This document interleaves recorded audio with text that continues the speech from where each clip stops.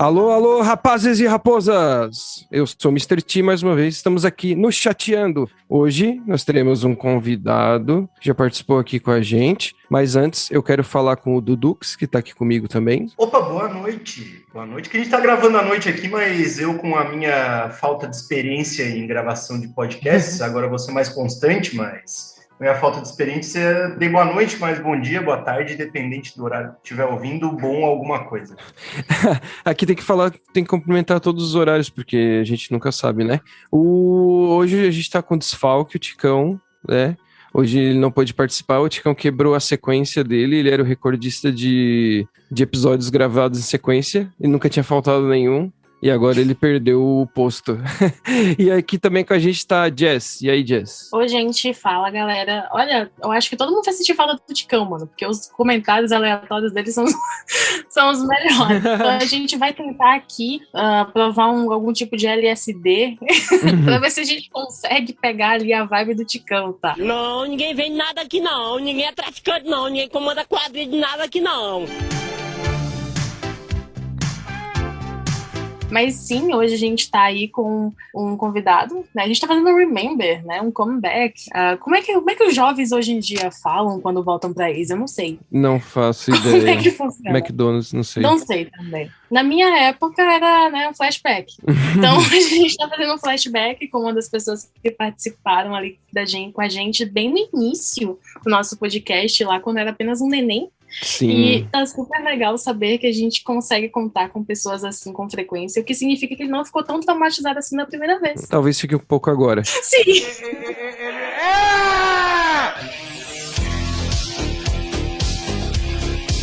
Bom, antes do nosso convidado, eu queria falar das redes sociais. O Chateando tá em qualquer lugar. Tá nas plataformas que você quiser e nas redes sociais também. No chatpodcast.com tem lá o link pro Spotify, pro Google Podcast, pro Deezer, qualquer um. E nas redes sociais, todas as redes sociais famosas, menos o TikTok. Uma coisa que a gente dificilmente vai fazer o TikTok, porque ou se por acaso o Thiago me disser que vai fazer dancinha no TikTok, eu faço um TikTok agora. Jamais. Sério, nesse exato momento. Não. Olha, eu adoraria, para quem não sabe, além de começar a participar mais do podcast, eu sou a pessoa que fica nos bastidores editando coisa, legendando coisa, animando coisa. E eu adoraria editar dancinhas do Ticão e do Thiago no vai TikTok. Acontecer. Não vai acontecer. Adoraria fazer isso. Não vai acontecer. Seria perfeito. Mas, galera, falando sério, olha só. Quem tá ouvindo, segue a gente mesmo nas redes sociais, que eu vejo que muita gente ouve a gente, mas não segue a gente, porque não faz sentido o tanto de pessoas que nos ouvem e o tanto de pessoas que estão nos seguindo. Então, segue a gente, porque aí, com o tempo, a gente vai ganhando mais relevância e a gente consegue trazer cada vez mais convidados pra cá, que nem todo mundo é humilde e legal, como o convidado de hoje, que aceita participar de podcast. As pessoas são ocupadas, né? Exatamente, as pessoas são ocupadas. Então, o mundo é business, né? Você vai participar de algo que vai te dar visibilidade. Então, por mais que a gente esteja ali com uma excelente base de ouvintes, inclusive atingimos os 3.000 essa semana. Obrigada, galera.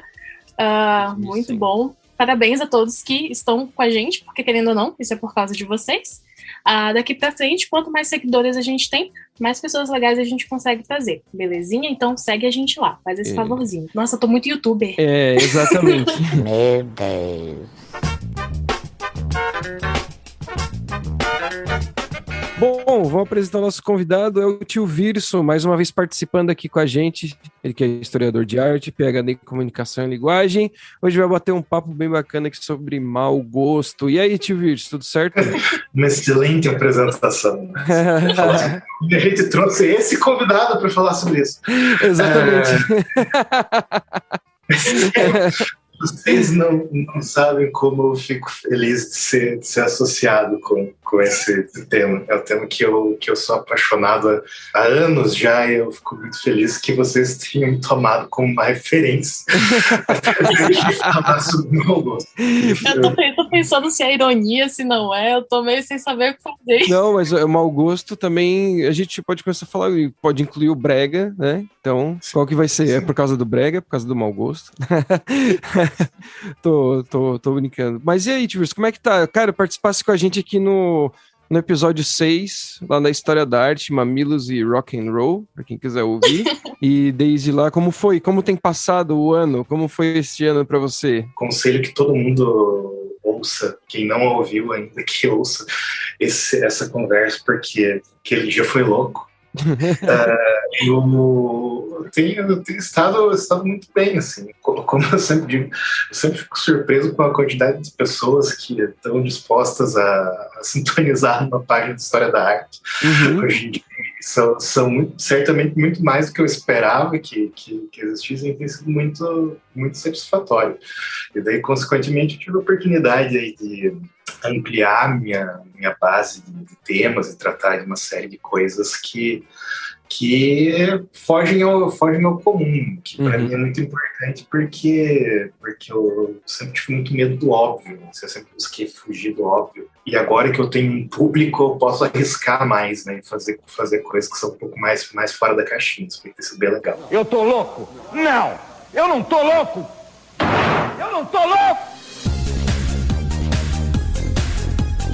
Então vamos começar a falar do mau gosto. A gente escolheu esse assunto, inclusive o Dudu com o C. Dias prepararam aqui o material pra gente, conversaram com o Tio Virso, e na minha opinião, o mau gosto, ele pode ser um ponto de vista, entendeu? Eu sempre falo da música, né? Cada pessoa tem o seu gosto, e se é o tipo de música que tu ouve, a outra pessoa ouve o oposto, vai dizer que ela tem um mau gosto, não é verdade? Eu tava acompanhando ali as redes do Tio Virso, como sempre, né? Tipo, todas as redes que estão marcadas como estrelinha. Eu vi que ele fez a Semana do Brega, digamos assim, né? Foi um especial falando sobre o que as pessoas consideram brega, o que não é considerado brega, e o porquê que as pessoas consideram algumas coisas bregas. E, cara, foi tipo assim, mind-blowing. Porque a minha cabeça era muito fechada quanto a isso. Tipo assim, pra mim isso aqui é brega porque é brega, foda-se, eu acho isso horroroso. E é brega. Eu nunca pensei que poderia ter um estudo antropológico e histórico por trás daquilo, sabe?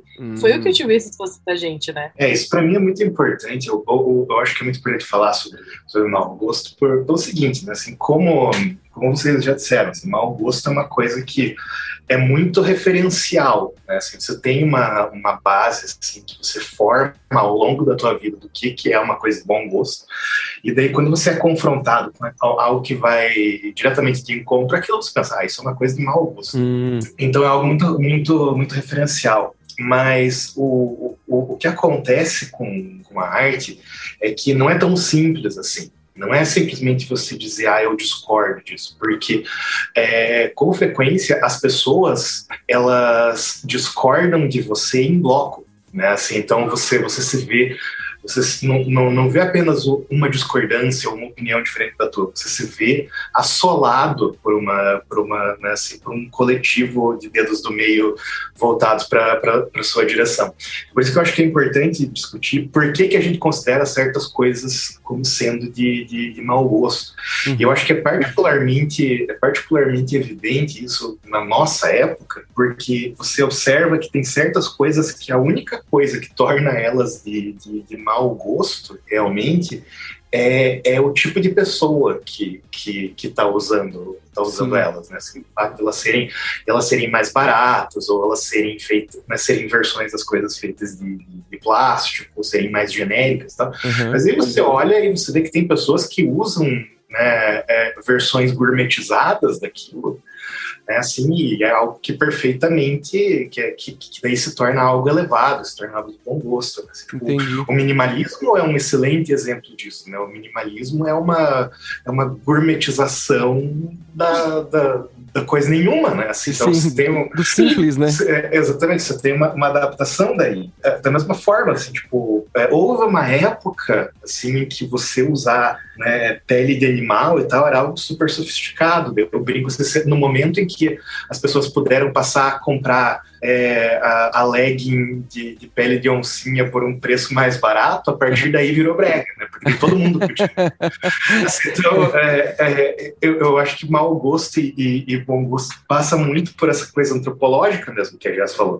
E assim, né, tem um cineasta, não sei se vocês são familiarizados com o John Waters. O John Waters, ele é tipo um papa do mau gosto, né? O John Waters é o cara que é o gênio por trás de Hairspray Ray e Pink Flamingos, né? E o John Waters, ele disse certa vez que existe mau gosto e bom mau gosto. Ele disse isso, assim, eu nunca esqueço dessa palavra. Você tem que ter muito bom gosto para sustentar mau gosto.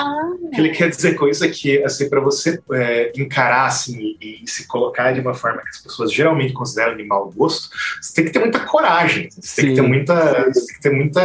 ter uma baita de uma carona, tem que ter um peitão para você aparecer usando coisas que as pessoas consideram de mau gosto. E é algo que você vê que está em vários movimentos, assim, que dentro das artes, e especialmente dentro da música pop, é algo que é muito visível, assim, você tem toda uma história de movimentos que abraçaram o mau gosto com um nível tal de confiança que se tornou algo impressionante de se ver. É o caso, por exemplo, do glam rock. Sim. Você pega o glam rock, ele é assim, eles pegaram o espalhafatoso e o cafona com uma força, assim, e um senso de autoconfiança que você olhava aqui e falava, cara, isso é impressionante.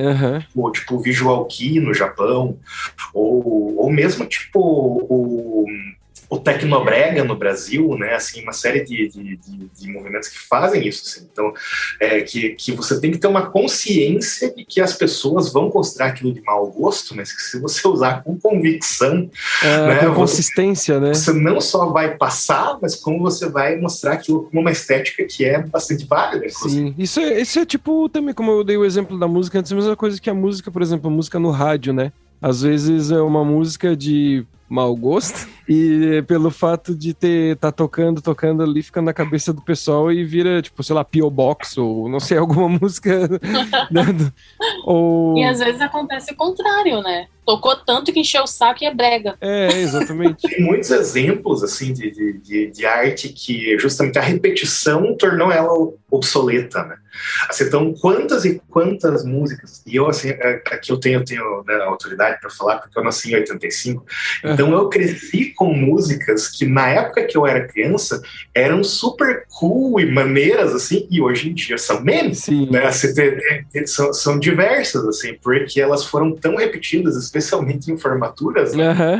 Isso é algo que desgasta bastante a música, né? E ela acaba, com o passar do tempo, se tornando algo de gosto duvidoso, né? Mas houve um dia que as pessoas ouviam o Lionel Richie a sério. Eu não acredito no que eu ouvi. Não acredito no que eu ouvi, não pode ser verdade isso que eu escutei agora.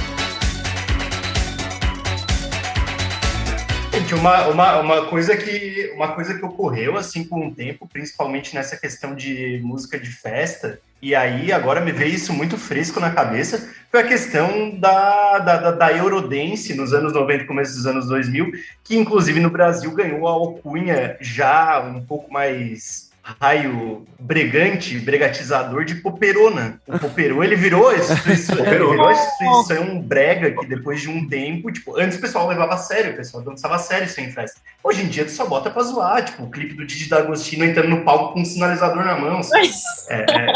É incrivelmente tosco, só que assim, eu, por exemplo, acho isso muito magnífico.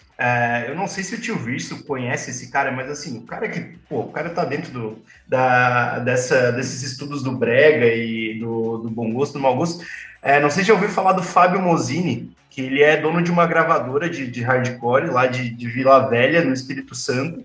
E esse cara, ele começou a trabalhar com umas coisas tipo, vou fazer um desenho extremamente tosco de uma pedra de crack e vou botar na minha loja e a galera gosta de mim nas redes sociais, o pessoal vai comprar. Daí, hoje em dia, ele vive disso, ele vive de vender camiseta, que são desenhos extremamente toscos, como se fosse de criança, tipo, uma pedra de crack, um cachorro fumando cigarro, um burro que tem várias versões desse mesmo burro, tipo, tem o burro vestido de político, tem o burro vestido de bruxa, então, assim, tipo, muita gente ama, inclusive chega a tatuar esses desenhos. Então, acho que chega nesse ponto que o negócio ele é ridicularizado a um ponto que ele vira e acaba virando um negócio cool também, né? O que pensa sobre isso? A cultura, ela faz isso às vezes. Ela dá essa volta de 360 graus, assim, que ela começa como algo cool, vai descarrilhando pro tosco, assim, se torna algo extremamente detestado. E daí aquilo dá a volta e torna a ser cool. E assim, isso é algo que a nossa cultura contemporânea com a internet fomentou, na verdade, porque muitas vezes as pessoas têm uma necessidade assim, de tribo, né, de se agregar a certas coisas e tal, de se agregar a certos gostos específicos, e isso na convergência com a internet, criou o fenômeno justamente do sommelier de tosqueira, né? Assim, criou essa coisa daquilo que é algo que é apreciado justamente porque é visivelmente amador, ou então, né, assim, deliberadamente mal feito e tal. Assim, essas coisas são coisas que são dos anos 2000 para cá, ou seja, tem muito a ver com o fenômeno da internet. Quando você olha, por exemplo, para a expressão, né, de o filme que é tão ruim que é bom, é algo que surgiu dos anos 2000 para cá, né? Quando você olha esses fenômenos, tipo o que você falou, o caso da malfeitona, né, que é especializada em fazer tatuagem tosca, né? Assim, então, um abraço para a malfeitona que me segue, talvez ela ouça isso. Então, assim, você criou esse fenômeno, assim, que muitas vezes tem a ver com um senso de comunidade que as pessoas têm. Nossa, você precisa ver isso daqui, isso aqui é muito ruim, né? E é algo que é tão ruim que se torna cool, né? Assim, porque é algo que, tipo, você cria, assim, você cria amigos em torno daquilo, tá? Algo que é muito, muito interessante. Eu consigo lembrar de exemplos como, por exemplo, tem aquela lá, que inclusive é a amiga do Andoidão, beijos Andoidão, que é a que faz o Chaves Rabuda, sabe? Que é a Miriam Verso, que ela faz ali o Chaves Rabuda e faz a Dora Aventureira Peituda. Nossa. Tem essa e formou esse clubinho, né? Tem o Miriverso já, tem... Acho que a gente pode até falar do Gaveta, porque o Gaveta mesmo, do Gaveta Filmes, que fez ali as edições pro Jovem Nerd e tudo mais, ele é um cara que ele já assumiu abertamente que ele é amante do tosco. Então, assim, quão mais tosco é o vídeo dele, tipo aquele Capitão Foda-se lá, aquele vídeo daquele perfume, Sim. que é o Consulado. Tipo, vídeos assim, a gente acaba vendo que a gente gosta de coisas toscas, porque no início elas são engraçadas, por serem toscas, mas depois de um tempo elas ficam muito cool. Que tu te esforça a tu deixar uma coisa tosca ao invés de deixar ela ao contrário disso. Obsoleto, demodé, deselegante, feio, chulo, cafona, cretino. Caramba! Cretino, cafona. Isso tudo, eu? Sim. Essa parte entra muito do brega, que eu botei aqui o Falcão, que a gente até falou do... Deixa eu ver se falou do glam rock ali e tal. Hoje em dia seria existe um interesse por trás dessa negócio de fazer uma coisa que é de bom gosto, pode ser de mau gosto. Eu digo interesse, assim, sei lá, grandes até instituições por trás de hoje em dia, eu falo, né? Então acho que isso pode acontecer também. Tem esse vídeo que está circulando até agora no Instagram, que eu assisti esses dias, assim, que eu achei genial. O cara tá explicando como que a Mona Lisa se tornou o fenômeno que ela se tornou. Né? E ele fala, basicamente, tinha esse quadro de uma mulher lá nos confins do Louvre, ninguém dava a mínima para esse quadro, daí até que um dia um cara foi lá, roubou, prenderam o cara, o quadro voltou pro Louvre, e daí pronto. Assim, aquilo explodiu e todo mundo, de repente, ligava para quem era a Mona Lisa. E daí ele fala assim que a gente, às vezes, tem a impressão que não, mas a cultura, ela sempre faz um movimento que é de baixo para cima. A gente acha que não, porque existem tantas instituições apontando o dedo pra gente, dizendo o que a gente deveria fazer, que a gente tem a ilusão de que não é, que o gosto é algo que vem de cima para baixo. E não é necessariamente esse o caso. Então, existem muitas marcas e existem muitas empresas que se apropriam coisas que são da base. Assim. Então, quando você olha para certas estéticas que nós caracterizaríamos como toscas, né, existem várias marcas que estão loucas para pegar aquilo e se apropriar daquilo e ganhar dinheiro com aquilo e vender aquilo como algo legal, algo bacana e tal. E é claro que dali a alguns anos aquilo passa a ser vexatório, as pessoas começam a falar, nossa, o que era isso? E daí acontece essa coisa que todo mundo finge que não existe, mas que eu sei muito bem que existe porque eu estudo essa porra, que é o ciclo de nostalgia. O ciclo de nostalgia é o seguinte, aproximadamente de 30 a 40 anos depois que uma tendência teve no pico, ela volta. Entendi. Então, ela passa um tempo sendo considerada ridícula, daí ela começa a ser, é ridículo, mas vamos usar isso daqui só de brincadeira, não é ridículo, não, a gente pode usar isso daqui à vontade. Só pra zoar. Pochete era um negócio que era ridicularizado até um tempo atrás, e hoje em dia tu vê essas shoulder bag, pochete de tudo quanto é marca, porque os anos 90 voltaram pro tempo. Verdade. E digo mais, Pochete foi da Chanel. as pochetes de agora são mais pochetes do que as pochetes da época, porque elas são ainda maiores, mais vistosas, mais coloridas e tal. O passado, ele se repete assim, de uma forma hiperbólica, é impressionante como isso acontece. Quando você assiste esses filmes que né, estavam até em 2017, 2018, na crista da onda, quando você assiste tipo Stranger Things e coisas semelhantes, assim, elas são mais anos 80 do que os anos 80 eram. Assim, elas têm tipo anos 80 nos esteroides, assim. É uma tendência que é o ciclo de nostalgia, e daí agora a gente está entrando no ciclo de nostalgia dos anos 90, né? Assim, então você tá observando os anos 90 voltando, assim. Eu tô aguardando a fase que vai ser de novo a fase de andar com camisetinha mostrando o piercing no umbigo e calça que mostra o cofrinho, tá ligado? Eu tô aguardando por isso. Gel no cabelo. Camisa por cima daquelas camisa longa, sabe? Tipo Sheldon da vida. Exatamente.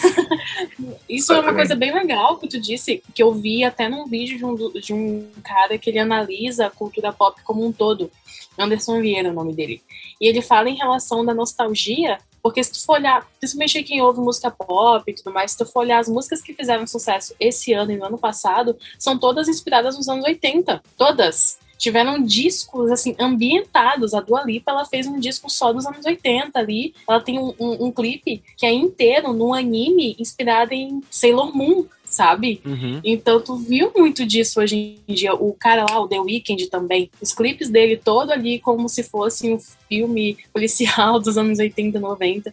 Tu percebe que isso vai em todos os âmbitos, né? Até mesmo, principalmente na música, creio eu. A música, ela pega isso mais porque a música, ela tá na nossa cara o tempo todo, né? Mas isso é algo que é um fenômeno que a gente pode ver em todas as linguagens. Arrojado, dinâmico, criativo, ousado, elegante. Isso também acontece com a parte, assim, a gente falou bastante agora da música, falou da Mona Lisa, mas acontece com o tipo de...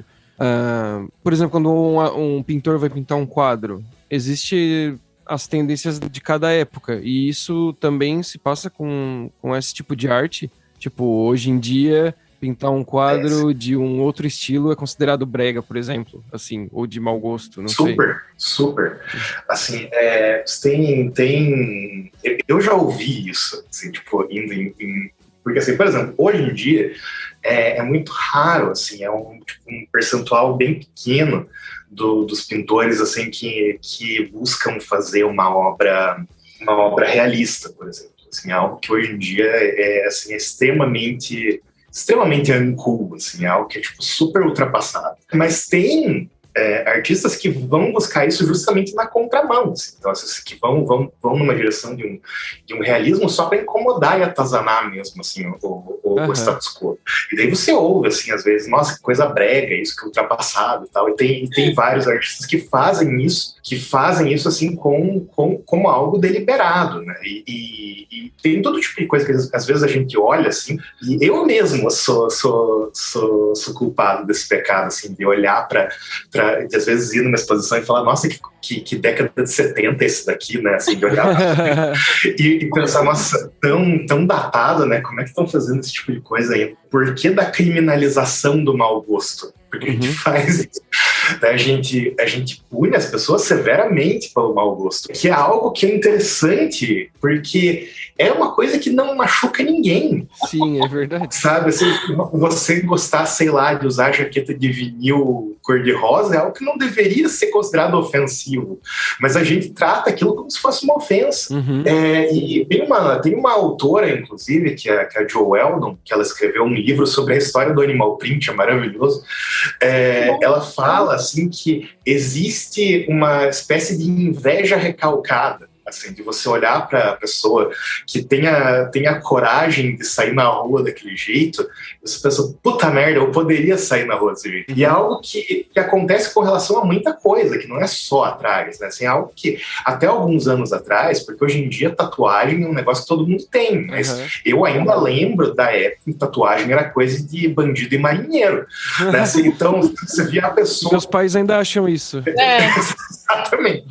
Eu ainda lembro da época que você olhava para pessoas usando tatuagem na rua e você pensava que, né, assim, necessariamente era o que eu falei, bandido marinheiro, usar de droga, né? Assim, então, era o que os pais da gente falavam, né? E muito disso tinha a ver com um sentimento íntimo bem ocultado ali, caramba, eu queria poder fazer isso, eu queria ter a cara que essa pessoa tem de fazer isso, eu não tenho, né? E isso tem muito a ver com a coisa do mau gosto, assim, porque existe também na gente um íntimo, no nosso íntimo, a ciência de que que o mau gosto é algo referencial que, dependendo da situação, dependendo da conjuntura, pode se tornar bom gosto.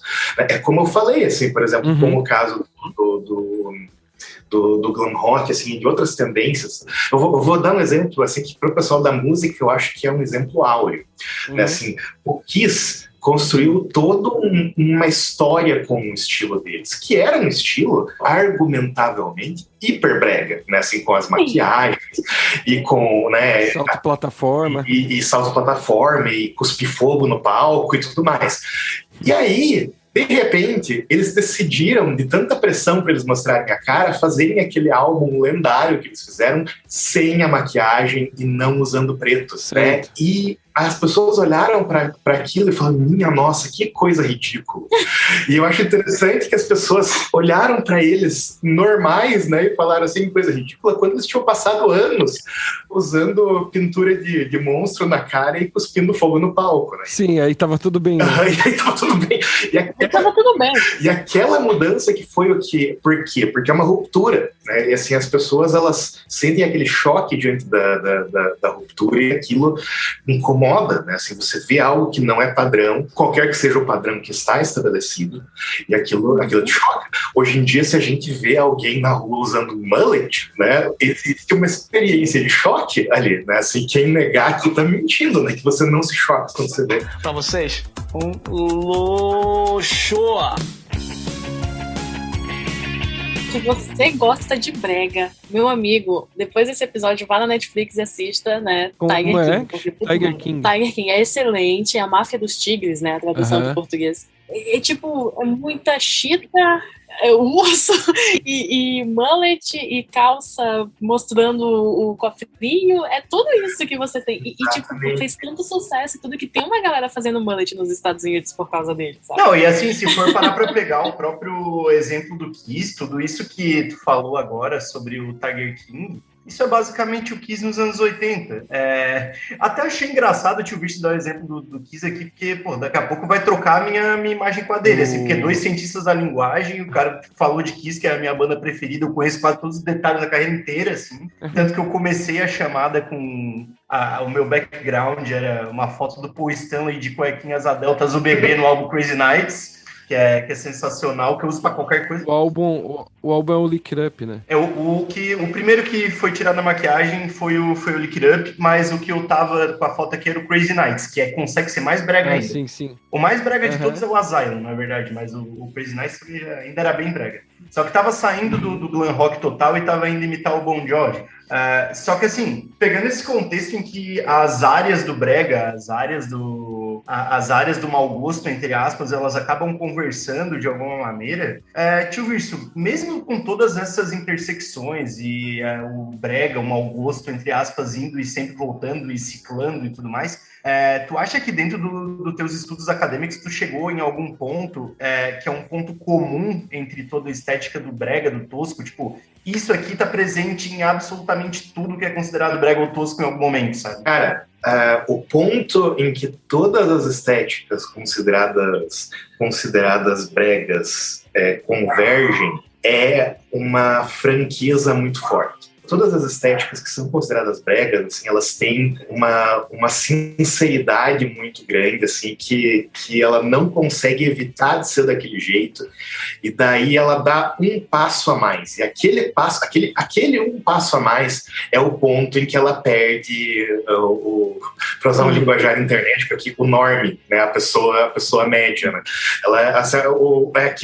É aquele um ponto a mais que perde o gosto médio, assim, porque é aquele um ponto a mais que é, né, sei lá, assim, que pode ser qualquer coisa que se usa muito o termo em design, o termo over, e geralmente o que caracteriza qualquer coisa que é considerado, ou que já foi considerado, ou que vai ser considerado brega, é o over, é você olhar e pensar, isso daqui foi longe demais, né? Assim, e não tenha dúvida de que daqui, né, a 20 anos, supondo que ainda exista o planeta Terra até então, né, as pessoas vão olhar para a nossa estética da nossa época e vai ter alguma coisa que elas vão pensar que foi over, assim, que vão pensar que foi característico excessivo, né, assim, e é algo que a gente sempre fala isso a respeito, quando a gente volta no tempo, quando a gente pensa, por exemplo, na emergência da estética do hip hop, por exemplo, ou quando a gente pensa justamente no rock nos anos 70,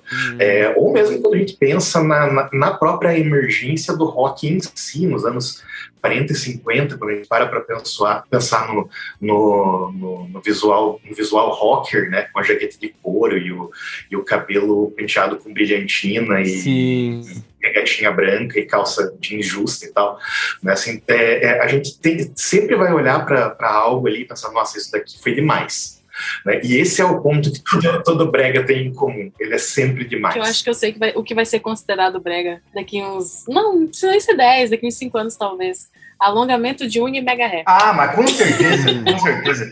E preenchimentos excessivos também vão ser um negócio que assim... Preenchimento labial. Uma hora a galera vai cansar de parecer a Donatella Versace, cara, pelo amor de Deus. Uma hora vai parar, uma hora você vai parar. as loirodonto não vão mais fazer sucesso. Eu nos anos 90 eu usava aquelas calças que vai até o meio da canela, tá ligado? Ah, meu Deus! Eu já usei foi aquelas Melissa da Kelly Key, que era coloridona, se parecia um arco-íris de plástico transparente. Ai, meu Deus, coisa horrorosa. Com a meia. Ela que tem um cheiro bom, né? Com a meia até o meio da perna. Nossa, usei demais, porque na época tinha a Darlene na novela, né? Ela usava tamanco com meia colorida. Meu pai, amado. Calma, merda!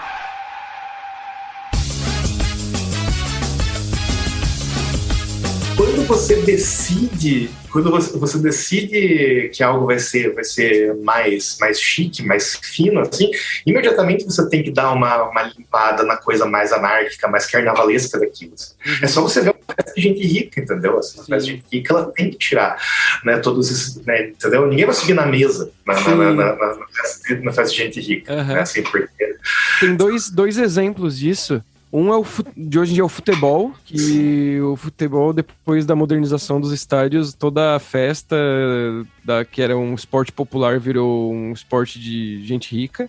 Só ver a Libertadores, que teve a final agora, era R$1.000 um ingresso, algo assim. E o exemplo do Ticão é que ele diz, a teoria dele é que sushi era comida de pobre no Japão. Porque eles só tinham arroz, eles não tinham fogo pra assar o peixe, e eles comiam de pauzinho porque não existia uma fábrica da Tramontina no Japão. Não existiam as panelas da Polishop. Eu tenho uma amiga japonesa que ela me disse justamente assim, que ela ficou revoltada quando ela descobriu o conceito de temaqueria.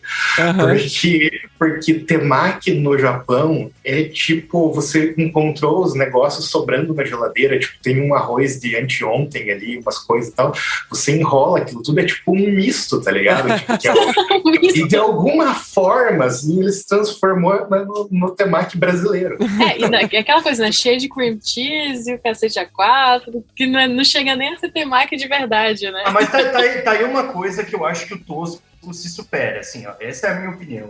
Vocês não precisam respeitá-la, e se vocês quiserem, vocês podem me bater depois. Mas o raio do tosco na comida do brasileiro rende algumas coisas muito boas. Por exemplo, eu acho algumas pizzas brasileiras socadas de queijo e de recheio muito melhores do que uma pizza napolitana, por exemplo. Cara, Claro, a pizza napolitana também é muito boa, mas às vezes, tipo, uma pizza brasileira é muito melhor. Tipo, o X-Salada Criciumense, que é uma instituição sempre mencionada nesse podcast. O X-Salada Criciumense é a coisa mais tosca que tu pode encontrar na tua vida. Ele é um buquê de milho e ervilha. E é a coisa mais gostosa que tu pode comer no lanche verso, assim. Então, eu acredito que isso é o tosco que deu certo. Cara, eu sim, sinto muita falta.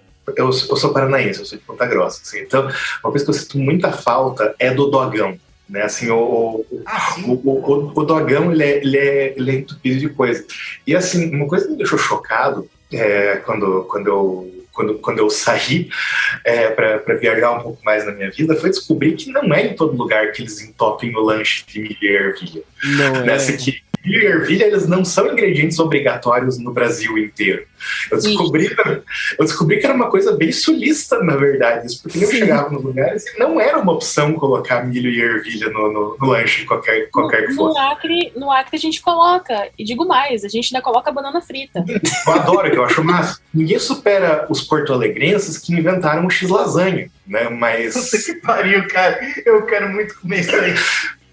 Porque alguém que só poderia ser realmente um gaúcho com uma larica violenta às 4 da manhã decidiu cortar um quadrado de lasanha e colocar no meio do pão, né? Assim, e daí se transformou num lanche preferencial. Isso é bom! Isso é bom!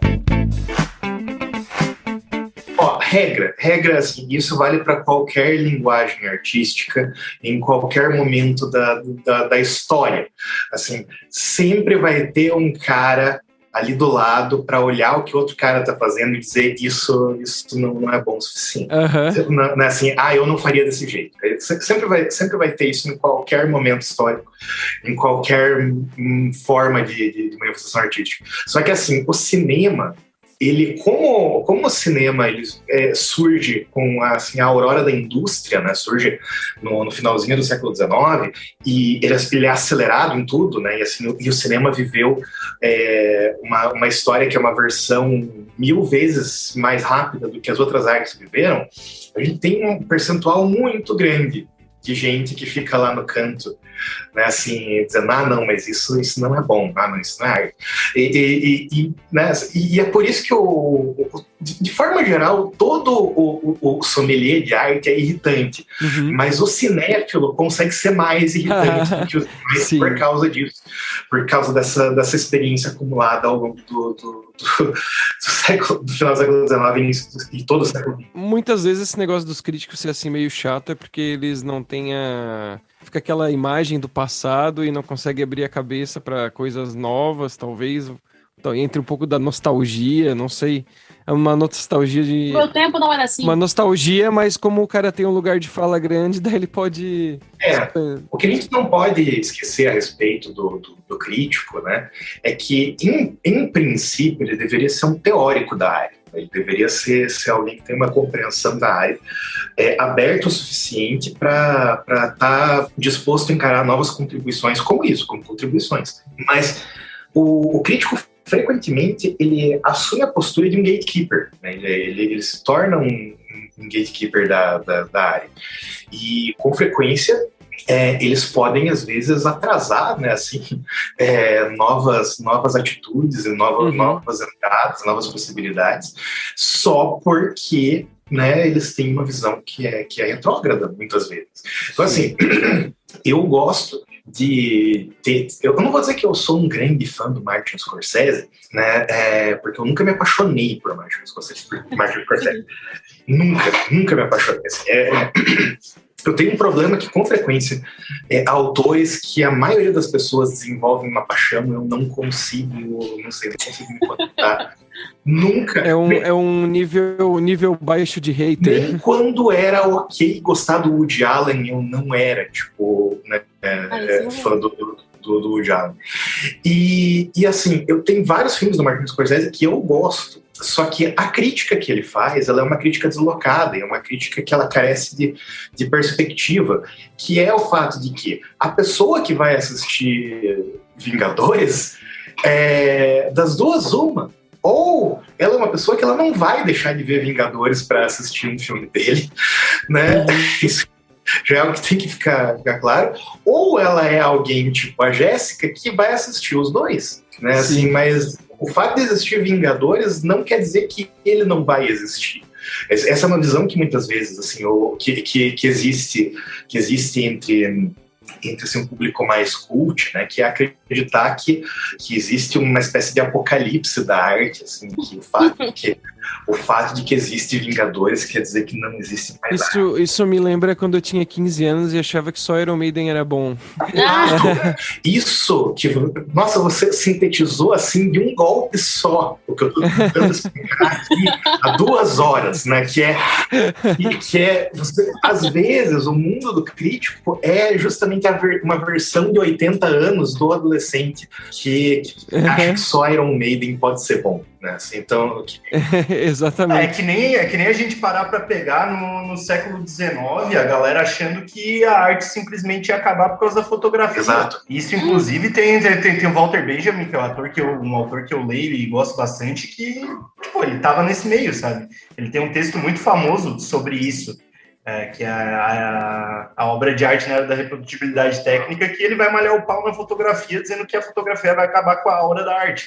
Essa perspectiva, esse pensamento, ele vai se renovando com o tempo, né? Sempre vai ter um negócio que vai acabar com o negócio anterior. Tipo, o rádio ia acabar quando apareceu a TV. Tem aquela música Video Kill the Radio Store. Aí tem até um paródia mais recente, que é dizendo internet kill the video store, tá ligado? E, tipo, a internet acabou com a MTV. Quando começou a ser comercializada a tecnologia do Betamax, né, quando começou a ser possível para as pessoas gravar coisas em casa, né, um representante dos estúdios hollywoodianos foi depor em frente ao Senado dos Estados Unidos e ele usou essas palavras. Eu não estou inventando nada aqui. Toda a emergência do discurso vem dele. Ele disse que a tecnologia do vídeo seria para a indústria do cinema como o assassino da vizinhança é para a mulher sozinha em casa à noite. Ele usou essas palavras para descrever o que era o advento das primeiras formas de VHS. E isso é o Martin Scorsese em 2019. Assim, é o mesmo alarmismo. E também, mal sabe o Thiago dos 15 anos que agora ele ouve Daniel e Estãozinho Chororó. É verdade. Quer dizer, às vezes não.